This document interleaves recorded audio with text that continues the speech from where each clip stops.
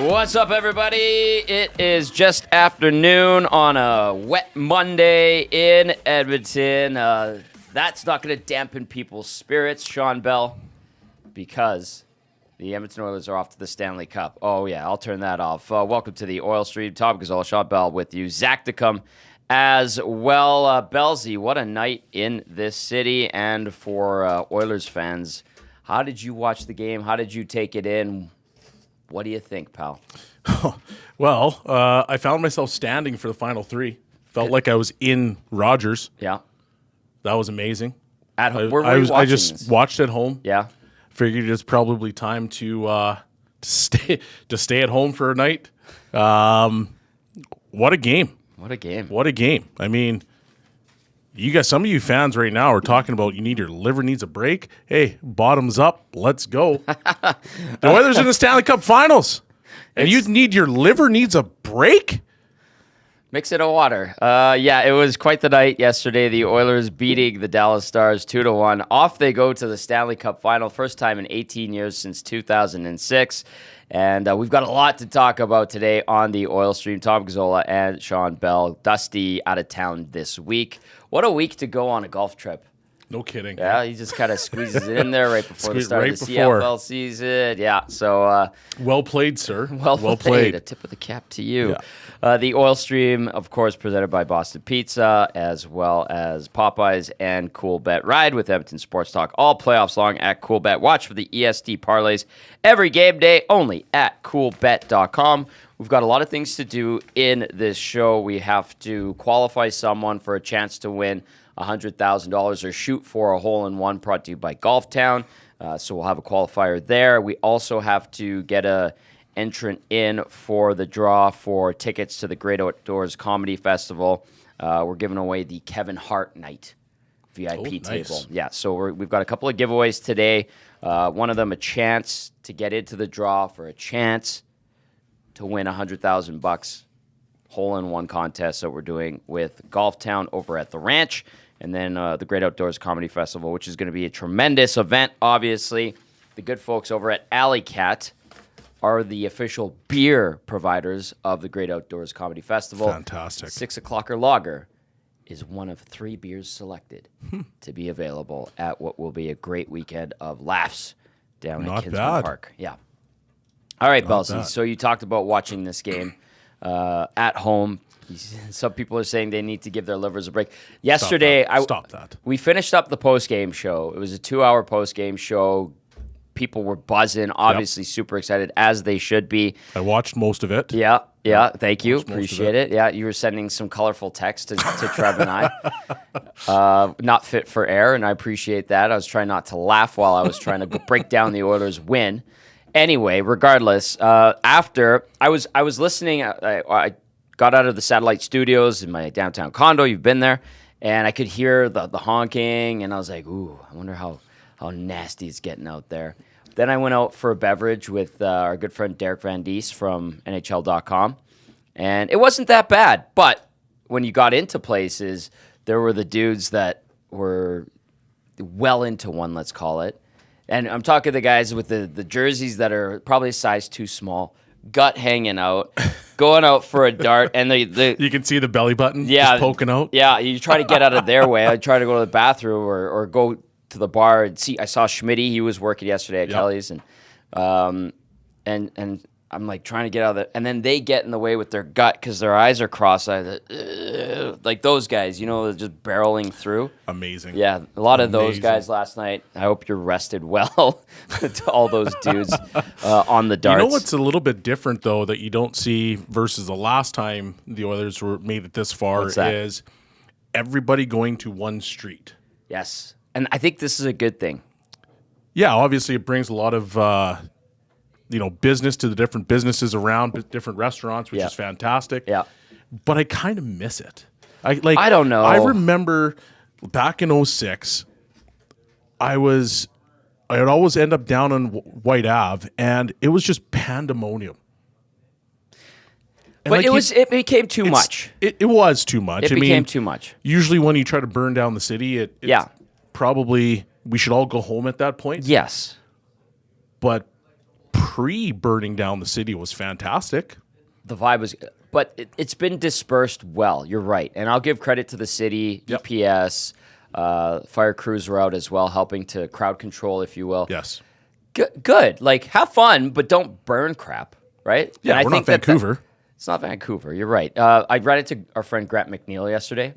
Grant played for the Florida Panthers briefly, and actually had pretty long pro career. Yep. And Grant's like, well, you know something's getting burnt, whether it's a normal car or a cop car. Hopefully neither.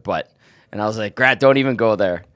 But it was a funny line. I'm like, I'm going to use that. What's that? Let's not give anybody ideas. No idea. Don't do it. It Was I good. It generally was well think handled. actually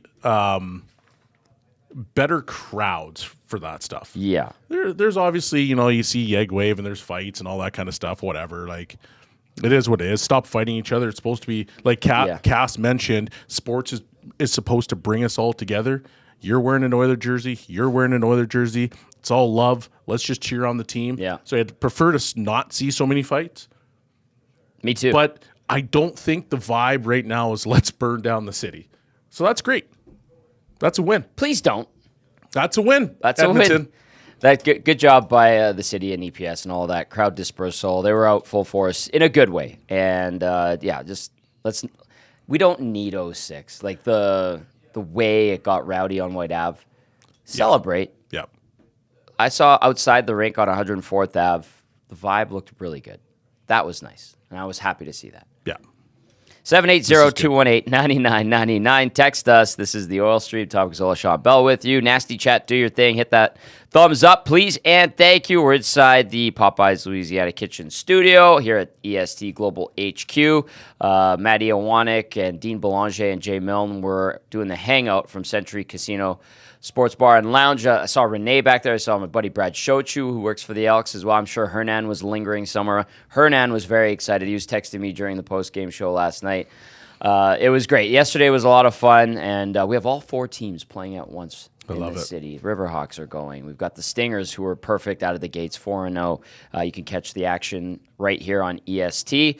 You'll be able to hear Riverhawks games as well. Did you know about this? Owanek brought it up. Some of the teams in the league the Riverhawks play in, they'll provide you with sound from the stadium, but they don't all have play-by-play crews. Oh, that's interesting. So he's like, well, we'll find out tonight if we're going to air it or not, if they have a play-by-play team. That's quite interesting. It is interesting. Elks get going on Saturday. We are waiting on word from the CFL to probably change the start time. That's supposed to be 5 o'clock kickoff, I believe, at Commonwealth. And that you got to move it up. You cannot have the Oilers in the Stanley Cup Final, Game 1, 6 p.m. start, going head-to-head with 5 o'clock kickoff. There's going to be nobody at the stadium if you do that. Yep. Get people there early. Yep. Start the day right. Hopefully the weather's gorgeous. That's going to be an ultimate sports day. Tailgate. The tailgate's going to be great. Go see Jerry Haraxi from Spirit of Edmonton. They're doing a great job at the tailgate. We're going to have a tent at the tailgate this year, so go see the boys. YouTube, Trev and Zach to come will be down there. I'll try to pop by. It's going to be tough, though, because we have Hello Hockey that morning, and then we have the pre- and post-game show, so I might not make it for the game, which is too bad. But that's too bad. Lots going on. Belsey, let's talk about this Game 6 that the Oilers Before we do that, okay. The loser in the nasty chat just says, boys, we need to have a better chant for the next round. What do you mean? Let's Go Oilers is tired and old. EST are the right people to put together some good chants for this city to get behind. Well, some of the best ones I've seen. When a goal is scored, fans are chanting, "It's all your fault. It's all your fault." That's like a Nashville thing. That one's fantastic. I mean, 18,000 fans screaming, "It's all your fault" to the goaltender. Nothing screams mind games like that. Last night, there were times where the fans at Rogers Place were going, "Otter, Otter," and then I think there was also Jakey, and then I was sitting beside Mark Lazarus from The Athletic in the press box, and he's like, "What are they saying? Like, are they complimenting him, or are they making fun of him?" Yeah, you got to mix something in after that. Like, you can't just chant Jakey, Jakey. Like, you might go, "You suck" at the end. That's a big one in the States, right? Like, Tommy, Tommy, you suck. And then everybody goes off on that one. He's a turtle. Derek from the Hat. He's a turtle. Love that one. I think we're going to hear one going. turtle. Yeah. I think we're going to hear that in this series. Do they announce the starting lineups for the visiting team? I know they do, obviously. For Yeah, the they Oilers. do. And in Nashville, do you know what Arizona, they used to always do, who cares? Yep. In Nashville, they go, he sucks. Yep. Next player, he sucks. And then they announce the coach. He goes, he sucks too. That's how they do it in Nashville. So there are those little. He sucks more. Yeah. Yeah, they do those. Did you play in Nashville in the NHL? Did you have a game there? But Milwaukee was the same thing. Yeah, that was Nashville's farm team. Okay, can we Milwaukee. talk about this Yes, game? go ahead. Let's go. Let's talk about the game. Stop We'll yelling. work on the chance. Man, I'm sorry. I'm just trying to have a good time and have a drink. It's 12 o'clock. You've got a beer. You're very happy. Matty had 2 hoots the other day at 8:47 a.m. Yeah, and he pours like half a liter every time. That guy's a madman. Anyway, let's talk about the game, Tom. Let's talk about the game. So the Oilers win it 2-1. 10 shots, Bellsy, the Oilers get. And I'll preface it with this.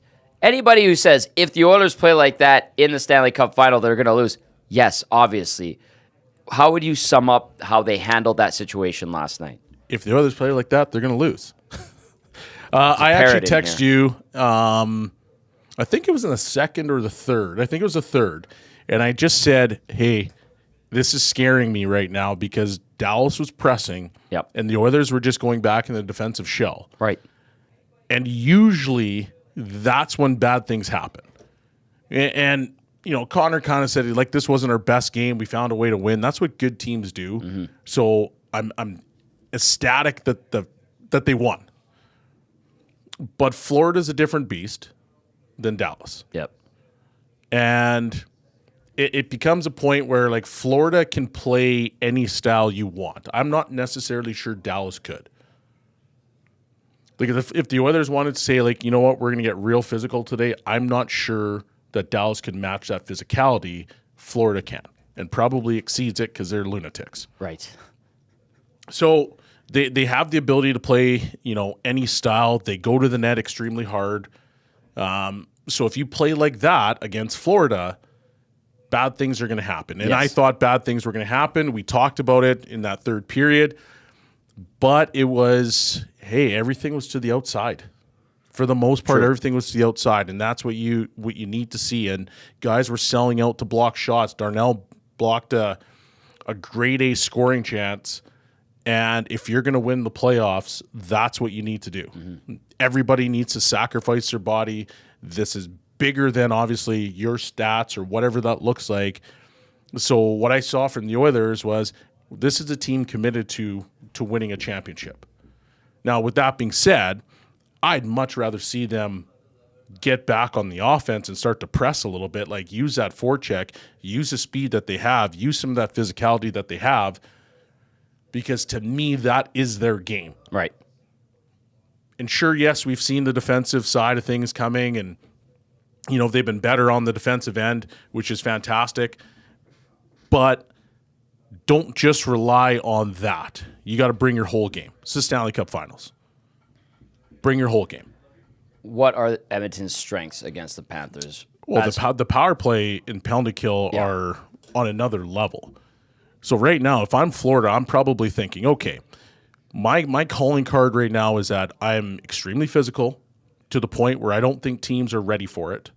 Can the Oilers handle it? Probably, but the Oilers don't necessarily go that physical all that often. There's times when they can. Yeah, true. But Florida's physicality is their difference maker. They have elite skill, Barkov to Chuck. Mm-hmm. They lock it down defensively, but they have a tendency to take penalties. And they're probably sitting there thinking, okay, we've got the Oilers who have the 2 best players in the world. They got a pretty deep lineup.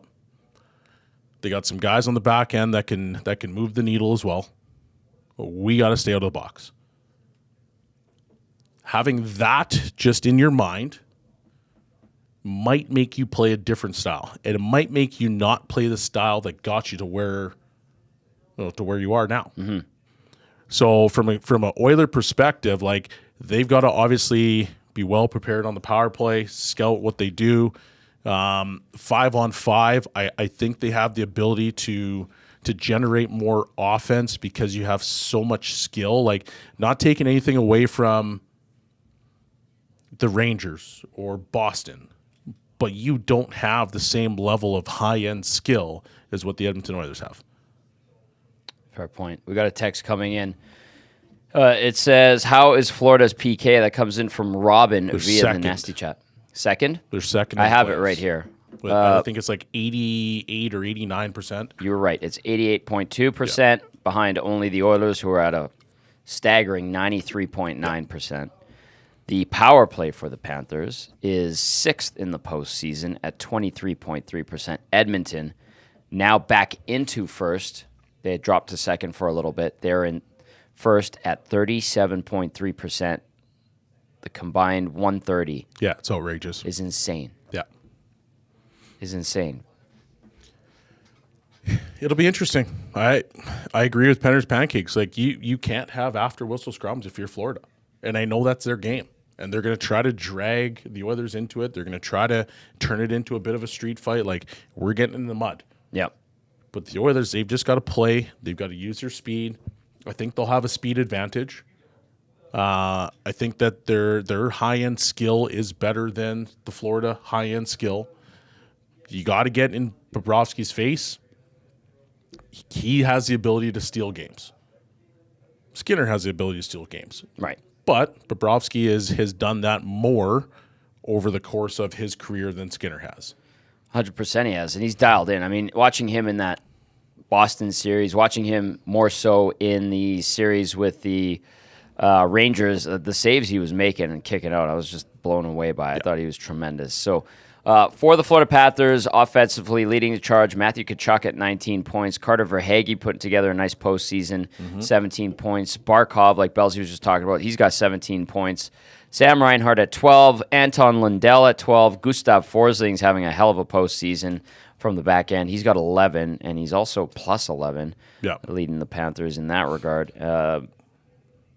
Sam Bennett has 10 points. Montour is putting together a good postseason at 9. Tarasenko has 6 points. Rodriguez has 8. That's a good team.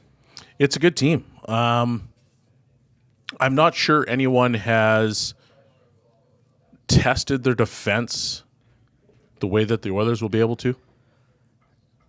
And I know that, there's a lot to be said about right now Ekblad and Forsling, that pairing. Right. And they've shut down basically every top line that they've played against in every series. I think it was across the board. So the first series they played, there was 0 goals for Kucherov, 5-on-5, I'm pretty sure. The next series against Boston, 0 goals for that top line, 5-on-5, and 0 goals for the top line off of the Rangers. So they've done an exceptional job of locking it down. Yes. But once again, it's not McDavid. It's not Draisaitl. It's not Hyman. These guys are on a whole different level. It's a whole different level to me. I asked you about this on Saturday. I said, is there anything that we should read? Because I'm noticing a different demeanor among the group in the room. I noticed it again yesterday pregame. It's a confidence, but it's not the swagger that you and I have talked about with this group when it struggled, and Cass has talked about it as well. It's almost like between the ears, they get in their own heads and they love themselves too much and they don't put in the work, and then they shoot themselves in the foot. That seems to, at least recently, been kind of squashed and quashed out of their game. Well, I think actually the broadcast yesterday on Sportsnet was talking about it. Over the course of the playoffs, there's been about 5 times where they've literally shot themselves in the foot. And every single time, they've kind of learned from what that mistake was. And the best way to describe that is game 3? The Oilers are up. Yeah. You take your foot off the gas for honestly, it was a period that they took their foot off the gas. Dallas comes storming back. Oilers start playing again, and they're able to tie the game up. They end up losing that game outright. Anyway, But when I look at that and I say to myself, and this is just me talking about it, not the room, I'm saying, okay, if I'm the Oilers, I'm okay. I understand the mistake that I made, which was I let my foot off the gas. Because when we were playing, we were completely dominating that hockey team. So we let our foot off the gas. We essentially gave them everything they had, but we were able to claw back in with our B- effort, C. We were able to claw back in the game. What happened after game 3? They dialed it in. They dialed it in because all of a sudden they saw it and they looked at that situation and that scenario and they said, guys, we can't let our foot off the gas because this team's too good. Yes. And so, yeah, last game, I'm not going to sit here and tell you that was the best game I've ever seen the Oilers play, but it was a sound game. It was a confident game. Mm-hmm. They score on the power play. They take care of business. Then they lock it down. They kept all the chances for the most part to the outside. So since the game 3 since it happened, the incident, the situation happened,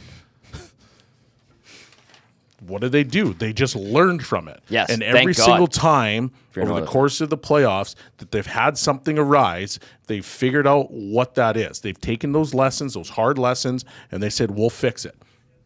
So now we're in the Stanley Cup final because they figured out, hey, don't let your foot off the gas. We got to be really airtight defensively. We got to lock things down. So even to the point where, yeah, you had 10 shots, but two went in. How many grade A opportunities did Dallas have last night? Well, certainly more than Edmonton, but I would say I'd say 5. 5-ish. So how many shots did they have? They finished with 35, I believe. 35? Yeah. So they had 5 out of 35? That I would say were golden opportunities. That's tremendous. From an analytical standpoint. Oh, thank you. It's the Oil Stream. Tom Gazzola, Shawn Belle with you. Portions of the Oil Stream brought to you by Popeyes. Things just get better at Popeyes as the new crispy chicken buffalo wrap is now available.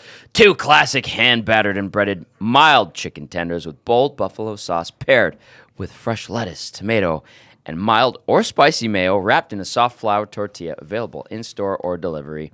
Go check out Popeyes. Tons of locations in and around the city of Edmonton. That actually sounds delicious. I might get one later today. 10- reminding me, hey, Tommy, they did change kickoff for Saturday. 10- thank you. As soon as you saw or I read that text, I went to my email. I'm like, oh, there it is. It came in today. This Saturday will be a day to remember for Edmonton sports fans, say the Elks. It kicks off the 75th season for them, and kickoff is now at 2 p.m. our time on Saturday, allowing fans, as the Elks put it, the opportunity to watch the green and gold as a precursor to the Oilers return to the Stanley Cup final for the first time since 2006. And that there was that little crossover, I think, in 2006 between the Oilers and the Eskimos at the time. So thank you, 10-. Appreciate it. All I had to do was look at my email. It's been a slow morning. For you? I think for everybody. For everyone? Yeah. Yeah, Fair so enough. there you go. 2 p.m. kickoff. Thank you for that, 10-. Appreciate it. Keep those texts coming in, 780-218-9999. Of course, get into the nasty chat if you have any questions in regard to how the Oilers should handle things, what you saw from Edmonton so far in the postseason, and you want to fire them Belzy's way. He's got all the answers. The man is a hockey encyclopedia and a wealth of knowledge and just a good dude. If I do say Thanks, so buddy. myself. Appreciate Thank that. you, buddy. Especially with all the chirping I did yesterday. You were chirping me pretty hard. Let's go to Uncle Jesse. He says, shaky Jakey is what they were saying last night. Okay, I like that. Mike in Thunder Bay. Hello, Mike in Thunder Bay. Says, good afternoon, gentlemen. I assume your Monday is going as excellent as mine is. Everyone I work with has already written off the Oilers in the final, still spouting the old same lines. No D, relying on 2 guys, etc. Seems no one outside of Oilers fans watch this team. One thing I was impressed with was Knobloch's willingness to hold out Perry, whereas PDB would not hold out Pavs. Pete DeBoer on Joe Pavelski. Mm-hmm. I fully expect Knobber to outcoach yet another tenured NHL coach. This week cannot go by fast enough. Mike in Thunder Bay, what have you made as a coach? Because you've coached college hockey, you coach elite U18, you've coached junior hockey. As a coach, what have you noticed about Chris Knobloch and the way he has learned on the fly? And what can you say about a guy like Paul Maurice, who's been to the big dance before? Knobloch has a testicular fortitude to make hard decisions and to hold people accountable, which is why the Oilers are growing. Pure and simple. And he does it with like a squeaky clean image. 100%. But he makes hard decisions, and he makes decisions that he feels are going to be best for his team. I mean, look at everything he's done over the course of the year and into the playoffs. We're going to healthy scratch Perry. Right. Perry, you haven't been good enough, man. Sorry, but you're out. Mm-hmm. Sam Carrick, in. Out. Derek Ryan goes in yesterday. Skinner, out. Look how he's responded, because there's been accountability to these players. And Knobloch is just like, guys, if you're not going to play well, you're out. Guys are getting chances and opportunities that unfortunately didn't happen with other coaches here. And that's not a shot at other coaches, because there's been really good coaches here. But at the end of the day, he's come in and literally said, hey, you don't play? It's fine. You're out of the lineup, though. Mm-hmm. Fogle, 20-goal scorer. 20-goal Healthy scorer. Scratch He's out. He's a healthy scratch right now. Yep. That's what you need. You need to have guys that are going to sit there and say, guys, what we're doing is not good enough, and if you can't give me your best, then you're going to be out of the lineup. And that accountability pushes people to be better. It pushes people to do the little things. I'm not normally a shot blocker. Well, you know what? I'm going to eat about 6 pucks today. Why? Because I don't want to be out of the lineup. Mm-hmm. I want to contribute to the success of this hockey team. So you're seeing guys do things that are out of their norm. When was the last time you saw Draisaitl go down and block a shot? Well, you saw it recently. At least he made the decision to go down instead of that in-between thing That's he my has point. done in the past. That's my hates point. that. He sold out to do it. Right. He went down. When was the last time you saw Draisaitl do that? This is the point of it, is that there is an accountability that is with this Oiler team right now that is allowing them to grow. Right. And learn. And it's important. Then on the flip side, I mean, Maurice he's a fantastic coach. Right. Yeah, he is. Going back all the way to his Winnipeg days, well, he was highly regarded then. He was ultra successful with that team. He brought that team to heights that conference final haven't seen since he's left. True. And the only reason he left is because he thought that they needed a new voice. Yeah. There's probably more behind the scenes. Sure. But he'd been there for a long time. So they need a new voice if they want to improve. They haven't been the same team since he's been gone. He instantly goes to Florida, and look where Florida's at. And for me, it's the same thing with Maurice, is that this guy holds people accountable. It's different than Knobloch, obviously. Mm-hmm. But Maurice is a little bit more old school in the sense that he'll light guys up for everybody to see, and then he'll laugh it off later. But he's a good communicator, which is what we talked about. He's a player's coach. Guys love him. But he's got some fire. And so he's a fantastic coach too. So I fully expect to see a very well-coached series. Paul Maurice took the 2002 Carolina Hurricanes to the Stanley Cup final, if you'll recall. That was his first stint in Carolina. Coming out of the Hartford years, went to Toronto for a bit, back to Carolina, I think briefly, if I'm remembering correctly. Then was with the Jets for a good tenure, and now has success with the Florida Panthers. Yep. So it's going to be interesting to see the strategies that these two teams employ against one another, and we're going to have a lot to talk about there. All right, I see some nasty chats coming in. I have some texts that I also want to get to and fire them Belzy's way. Here's an interesting one. There's a lot of talk about Desharnais and getting him back in. Chris says Desharnais is good at breaking up the cycle. Desharnais with the physical play, obviously. Do you think we see Vinny Desharnais back as soon as Game 1 and Broberg out, or do you roll with the same lineup that got the win against Dallas, see how it goes in Game 1, and then reassess? I've got a feeling you're going to see the same lineup. Okay.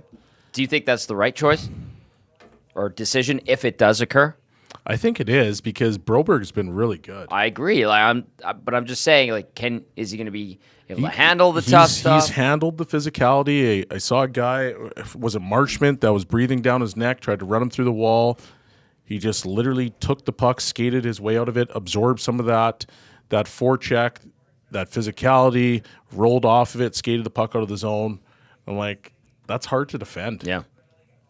Like, that's really hard when you have the ability to just literally, okay, you're going to try to run me. That's cool. I'm just going to pick up this puck and skate my way out of it. And I'm actually just going to, like, use your pressure to help my momentum out of the zone. And that's what he does. Like, you know who was really good at that was PK Subban. He was one of the best guys for getting players on his hips or on his back, utilizing what they're doing. So they try to hit, he kind of roll off of them, and he just skates the puck out of the zone. He was one of the best players I've ever seen at doing that. And Broberg is literally doing that exact same thing. So I sit there and say, hey, yeah, this is going to be a way more physical series. Desharnais, for what he brings to the table, I like what he brings to the table. But how do you take Broberg out right now? Yeah. And what a problem to have. Yeah. Matthew via the Nasty Chat says, Broberg's puck moving and skating makes a strong case to stay in over Vinny. I think Belsey is of the same mind there. I agree. We're throwing out what ifs, why, how. We're kind of we're casting a wide net, if you will. Calvin 100%. C says, any truth that Desharnais might have been injured before?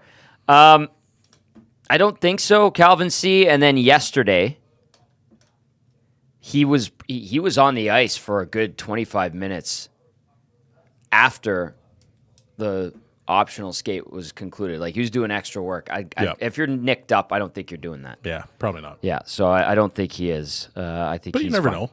Yeah, but like you played when you were hurt. Would you be staying out there after an optional practice if you had something bothering you? It depended what team I was on. So go ahead. Let's answer I feel like there's a story here. Well, there definitely is a story there. you so lit if you're up. in the minors and you're one of those guys. Yeah. You're not practicing ever. I'm pretty sure after I got traded from the Oilers to Colorado and I was down the farm. Yeah. I'm not sure I practiced for at least 2 months because I was coming off an ankle injury. I was up and down between Colorado and Lake Erie, but I'm pretty sure I didn't practice for a full month, 2 months. So, yes, 100%. NHL player. But then when I was with Minnesota, it didn't matter. Yeah. If you're a rookie, like, good luck getting off the ice. Oh, you're hurt? That's cute. You're staying Get on. out there. Mario Tremblay skated me and Joel Ward because we were the only guys on the playoff roster into oblivion. Oh, it was the worst thing ever. Like, can I have some water, Mario? Please. Maybe. No. Please. Skate. I make you a man, Belsey. Oh, God. Sure. Sweet. Oh. So, yeah. That's funny. Different scenarios. Different teams. I love stories like that. 780-218-9999. It is the Oil Stream. Tom Gazzola, Shawn Belle with you. Dusty off this week, holidays before the Stanley Cup Final and the kickoff to the CFL season. He did call the game in BC between the Lions and the Elks the other night. BC, Belsey, I know you're a big football guy. Fins up. Go Bird Gang. But they've sold 50,000 tickets for the home opener. That's unreal. For the Lions. That's unreal. There's a market that can be indifferent towards the CFL, has been in the past. A lot of Vancouver people go down to Seattle. They love the Seahawks. Amar Doman goes in there, local guy, starts the grassroots programs, brings in 50 cents for that game for a concert, which is brilliant. Smart. Yeah. Yep. That's how you do it. It's doable. People want to go have a good time, watch some football, watch some live sports. It's a great show if you allow it to be. Yes. So that's a tremendous story. So, we're filling in for Dusty while he's gone, and we're going to have a great week here leading up to Game 1 of the Stanley Cup Final. 6 p.m. Saturday. Kickoff for the Elks is 2 p.m. now. They sent the email. 10- reminded me as well via the inbox. And so it's going to be a great Saturday of sports. Also, Surveyor Brett says that the Riverhawks have moved their game time up as well for the 2 Saturdays where the Cup Final will be. Yeah, probably pretty smart. Very smart. That's just good business sense. It is. Yeah. Let's go to Hampton Steve. Hampton Steve, this is a two-parter. The first part, I don't know if we need to go there yet, but I'll read it because I've seen a few people bring it up, and they're already thinking about this because the draft is coming up this month. Hampton Steve texts in, says, Tommy, with the final going so late, any idea who will be running the draft and free agency with Holland's pending retirement? Is it Jackson? Also, I think Oilers can match the Florida physicality with Nurse, Kane, and Perry. I'd also put Fogle in for McLeod, Carrick for Ryan, and wouldn't hesitate to put Vinny back in for Broberg. That's interesting, the second part there. We'll chew on that a little bit shortly. Is that nasty or is that... That's inbox. Inbox? Yeah, 780-218-9999. Nasty chat's been going pretty good on this Monday afternoon. The first part, I'm just going to... I haven't asked... This is something in Hampton Steve, I appreciate it. I need to ask around about this because in all of this Stanley Cup run, the things like the draft, free agency is kind of in the back. Yeah, it's on the back burner for sure. It's on the back burner, absolutely. So I need to follow up on this, and I will. But at the end of the day, like... It's still Kenny Holland's team. I think it's going to be his last draft. Contract doesn't expire till, I think, July. I think technically. Yeah, they've got it figured out. They know what's going on. They've been very quiet about this. Well, yeah, no kidding. And then the other thing, too, is the Oilers have like a couple of AGMs. They've got guys in the hockey ops. They've got, obviously, Jeff Jackson overseeing everything. So they've got all their scouts in place. I'm sure they have a playbook ready for the draft. All of that has been occurring in the meantime. So I'll follow up on it, but good question. As for the second part in regard to the Stanley Cup Final, Oilers matching Florida physically, Nurse, Kane, Perry. Would you put Fogle in for McLeod, Carrick for Ryan, and we already talked about Broberg and Darnay. Okay, why wouldn't you go Fogle? Why wouldn't you go Carrick? I would stay with McLeod because he's responded since he's come back in. Okay. His speed is an asset if he's playing his game. Carrick, I would bring in. Okay. Once again, I've already talked about Carrick till I was blue in the face. I think that they need that physicality. I think they need his skill sets. He's a good hockey player. And I'm not taking anything away from Derek Ryan because he's also a good hockey player. They're just different. Broberg, it's really hard for me to sit here and say Broberg deserves to come out because it's not like Florida can't skate too. Right. Like they can skate. They can scoot. So right now I'm going to give that opportunity to Broberg until he fumbles it. And maybe if there's somebody else, I would say, hey, like, for example, CC, if you don't play well, Desharnais is coming in. Simple as that. Simple as that. Like, I wouldn't change it right now because clearly it's worked. And Broberg hasn't been bad. No. So, I don't know. I get the points and I understand it. But I need certainty right now in the playoffs. I need guys that I know 100% that if they're going to go, they're going on the ice, they're playing hard. And McLeod has been playing with Draisaitl. It's almost impossible not to be going. Because Draisaitl will tell you about it. Yes. Yes, he will. Speaking of not going and all of that, Millwood's Matt chiming in via the inbox says, Fogle apparently looked a little upset post-game when the celebrations were happening since he was benched, LOL. I saw him smiling in the photos and stuff and pumping up his teammates. And honestly, like, I know we talked about it, he scored 20 goals plus this year. Mm-hmm. I don't think he's pouting. I saw him in the room after I don't think he's happy, but I don't think he's pouting. No, then play better when you get back in because they're going to need you potentially. Yeah. When you do get that chance to play, be better, more effective. I will ask this, though. Is this now writing on the wall? For he's Fogle? Unrestricted free agent. Yeah. If he's priced himself out with a 20-goal, 40-plus point season, I think Dylan Holloway, you and I were talking about Dylan Holloway a little bit. We think that Holloway could take that 100%. Those minutes in that position. He has already. He's playing in your top 9. Yes. With the ability to go up the lineup. It's exactly what Fogle was doing. Fogle was a 10 to 15 goal guy. 30 points is where he would usually get to. And then this year, contract year, has a strong season. Yeah. Good for him. That's great. He's in the heart of his career. Yep. And he needed to do that. He's going to get I don't know if it's going to be here, but I think there are some guys like Holloway that immediately comes to mind that will likely next season take a spot. If the Oilers want to keep this window open, they have to find a way to get guys that are on really, really good team-friendly contracts. Yes. And unfortunately, Flagelli, he might price himself out with a 20-goal season. I said, good morning, Warren Fogelli. And Did he's you? just like, hi, Tom. Yeah. I don't think he liked that. I dropped that on him once, and he was just like, you're an idiot. He's like, come on, dude. Yeah. He's like, dumbass. It is funny. Okay, let's get to the contest, the $100,000 hole-in-one contest here at EST, and the $100,000 hole-in-one is presented by Golf Town.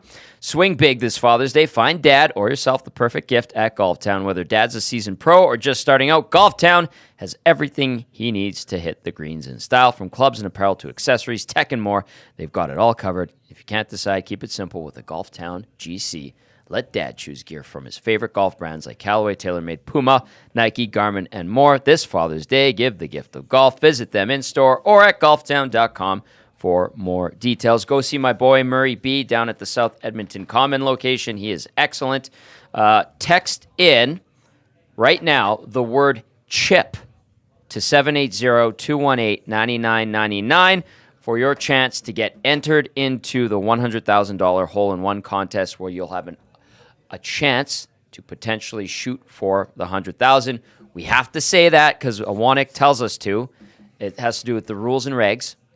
And because we're going to have 25 qualifiers, and if like the second shooter drains it, it's over. Only one chance, one winner. So that's why we have to say for a chance. 25 spots, enter to get into the draw for a $100,000 hole-in-one contest. Text the word CHIP to 780-218-9999 right now to get into that, to be a qualifier for the draw. To be one of 25. Awesome event. I think are you texting in right now? I didn't get picked last time, so you text in. Your staff. Pick me. Your staff. Technically, and I've not. seen your golf game. Technically, I'm not. I and speaking of my golf game, are you kidding me? Did you just take a shot at my golf game? I did. First and foremost, go on. A blind squirrel will find a nut from time to time. And as long as I'm not inebriated, I'll be fine. Chip. Text it in right now, 780-218-9999. The boys will pick a winner to be entered into the draw to be one of 25. We get a shot at a $100,000 hole-in-one contest. Yeah, they got new clubs. Over at the ranch. Come on, man. Hole 17, 180 yards out. What are you hitting with your new clubs for that one if you got in there? I'd probably go 7 because that hole's tricky. It is a tricky hole. Yeah. People will say 8. I'd go 5 to be safe. And they'd come up short. I know. Yeah. That's why I'd say 5. So maybe a 6. But I'd have to hit that 6. Yeah, but your little frame doesn't hit the ball as far as I do. Don't you knock this European trim fit physique. It packs a punch. You started the whole thing by taking a shot at my game. Yeah, that's a good point. So I'm going to go 7. Okay. Put it right on the dance floor. Boom. Roll it in. And roll it in. Boom. Here we go. Bellsy dancing. He wants that hole-in-one. Chip is the key word today for Who's the $100,000 hole-in-one YouTube contest. Trev or Zach to come? Well, they're both over there. Hey, you two mutts.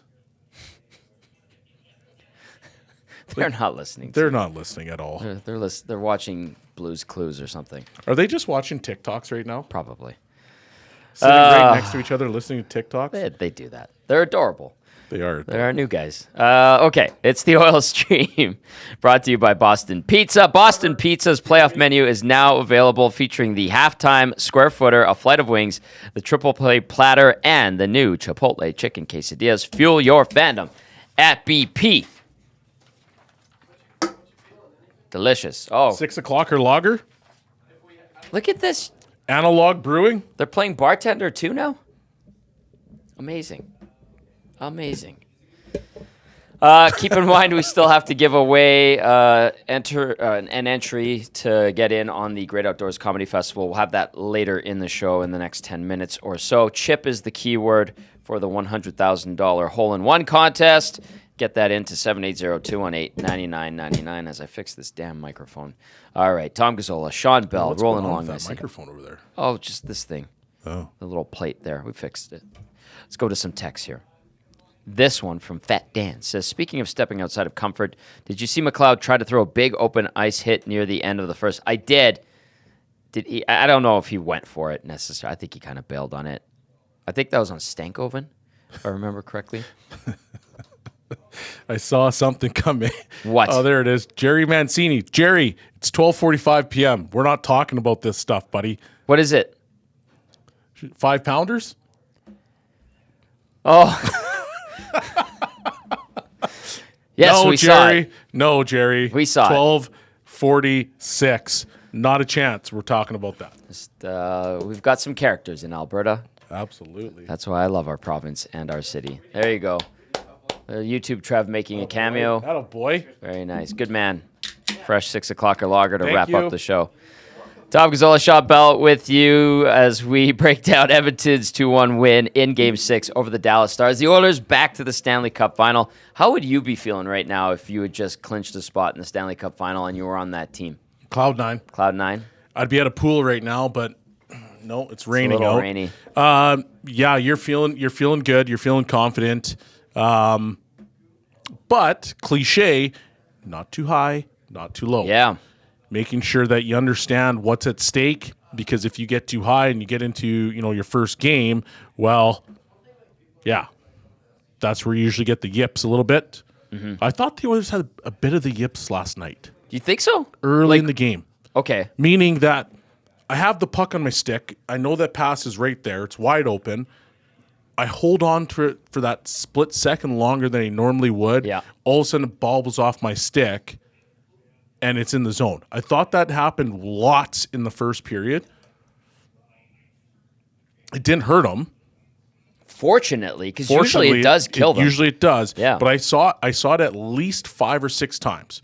The one that was very glaring to me was Kulak had it on the left wall, like right by the bench, just inside the blue line. He saw the pass. He went to move it, and he double clutched it, and then it was a turnover and went back the other way. It actually turned into a quick 2-on-1 where Stankoven had it, and he kind of faked the pass. He was in the inside. He faked the pass, but then he tried to shoot it, and he didn't get all of it. Right. It was a low shot, and Skinner just moved it to the side. But I was like, that right there tells me that they're nervous. And they're riding a bit of a wave right now, which is fine. And I get where they were coming from, because it's like, hey, one more win, we're in the Stanley Cup Finals. Right.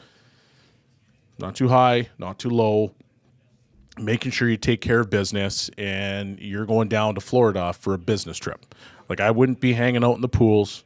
I wouldn't be going You're not tanning. going, yeah. I wouldn't be doing anything. No. I got a pretty good base, so I don't need to worry about that. But some of those other brothers, I'm just saying, can't be out there because there's that temptation. Right.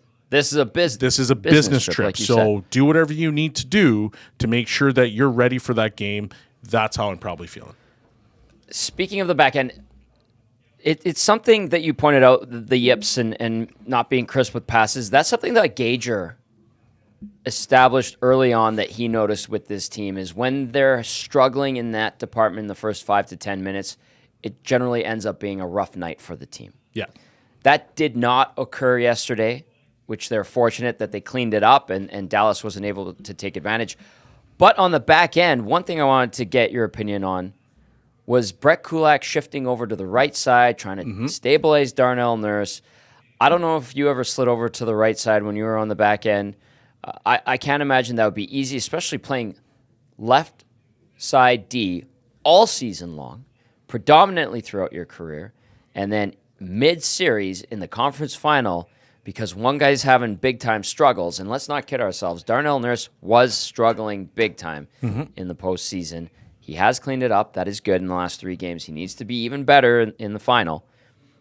But for Brett Kulak, how do you think he's handled this? I think he's done a fantastic job. Like, he's come in and he brings what he does, and it's just stable defense. He's arguably one of the best defenders on the Oilers. And he's come in, he's stabilized that right side. Darnell Nurse is now starting to be a little bit more comfortable. He's not taking chances. But what Darnell Nurse is doing now is he's using his feet, using his legs. It's basically what Kulak does. And so you've got a more calm second pairing.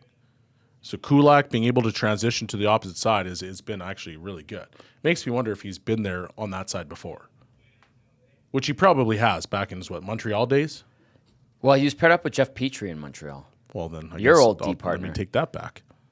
Yeah, but maybe not to say that he didn't slide over. I thought Game 5. Didn't he play with Edmonton for a while too? He may have. I thought Game 5 when they rolled that out.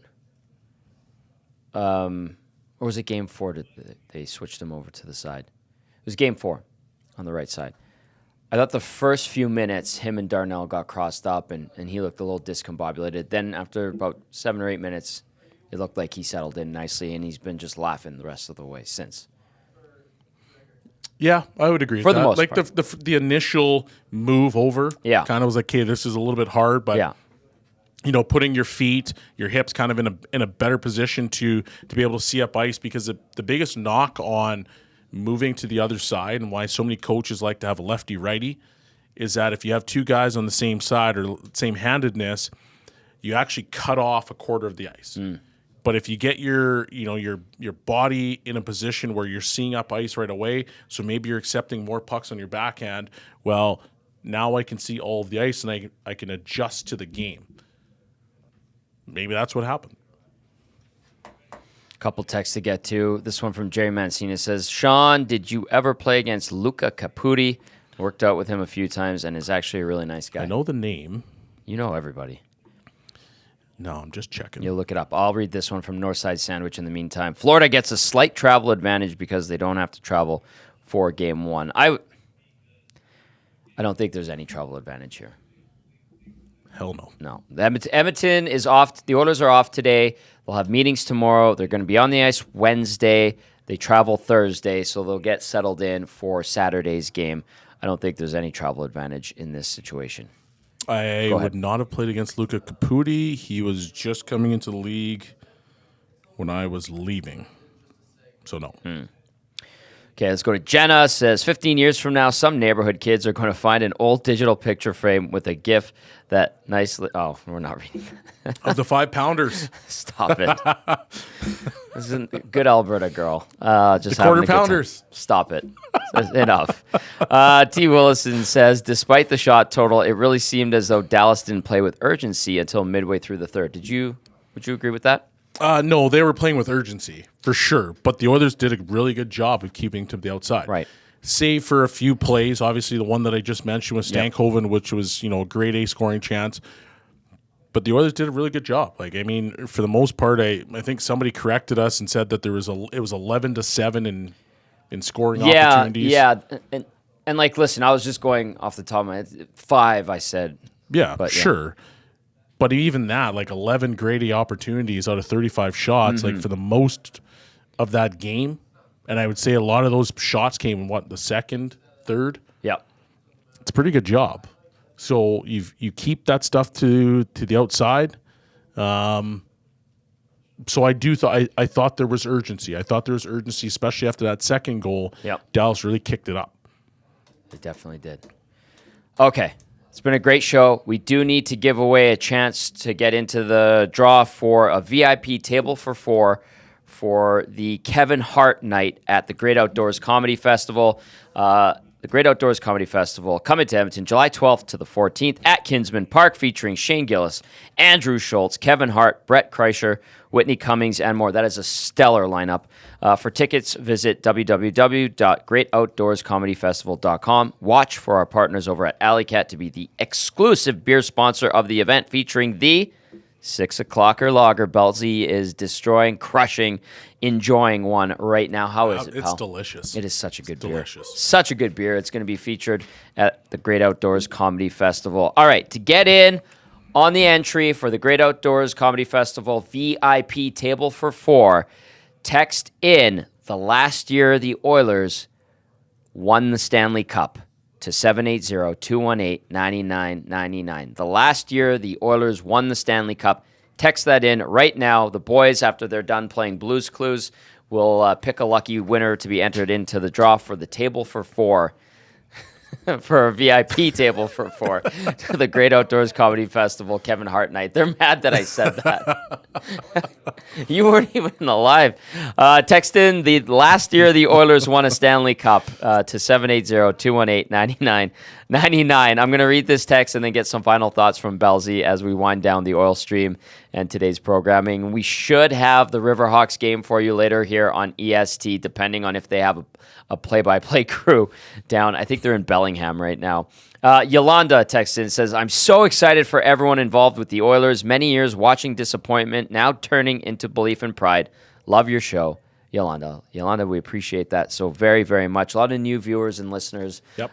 The audience continues to grow here at EST, and we thank you all for making this happen. And for those that are just learning about us, welcome. We've had a great thing going here since September. It continues to get better. Bellsy and I have Hello Hockey on Saturdays from 10 to noon. And Matt, we had Dave Pagnotta break the NHL Yes, we did. Stanley Cup final schedule a week before the NHL actually put it out. Which was fantastic. So he's a wealth of knowledge. He knows what he's doing. We got some fantastic guests. Mike Civic last week. Awesome. Talking about officiating. Obviously, he was fantastic. He spent 30 years in the NHL as a linesman. Yep.